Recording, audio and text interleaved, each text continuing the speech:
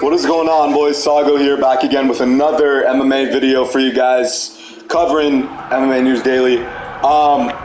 So in this video, obviously, we're going to be talking about Rafael Dos Anjos versus Vicente Luque.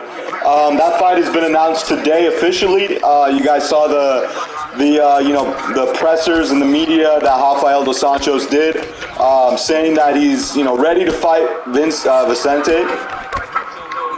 He's ready to fight Vicente Luque.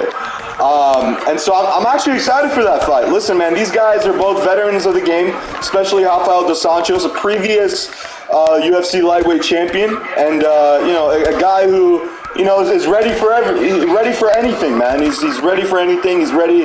You put him against a guy who, if you put him against a guy like Vicente Luque, a guy who's been around the game.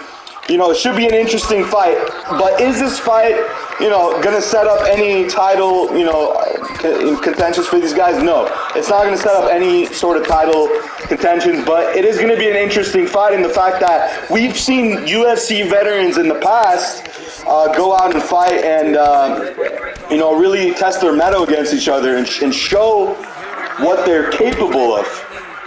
But it should be interesting. Listen, I'm a fan of Rafael Dos Anjos. He's a guy who he gets in there and fights. Even though his fighting style may not be the prettiest to watch, it's still, he can still get in there and fight. He can still get in there and show and test his mettle against others. At the end of the day, I'm very supportive. I'm a very supportive guy, and I'm very supportive of the sport. And I love watching these fights. I love watching these fights. But how do I think the fight is going to go? I think Vicente Luque is going to lose by decision. I think Rafael Dos Anjos is going to have too much form on the feet. He's going to mix it up, mix in some takedowns as well. But, his striking is going to be good enough to put Vicente Luque away. And put him away not in a devastating fashion, but you know what I mean. If this fight goes to decision, which it probably may well go, or it could be a TKO. Either way, I'm not surprised. I would mostly lean that fight towards a decision, like Rafael Dos Anjos wins by decision. But let's see, man. Let's see if that fight goes either way. I'm not surprised. Vicente Luque has been around the block a lot, man. He's fought some of the best, welterweight guys in the sport, top 10 guys. Maybe not top 5, but top 10 for sure. And he's definitely an experienced guy. So if he goes out and puts away Rafael Dos Anjos in 2 rounds, I won't be surprised, man. I won't be surprised. These guys are veterans of the sport. These guys are going to get in there and do what they please. So it should be very interesting.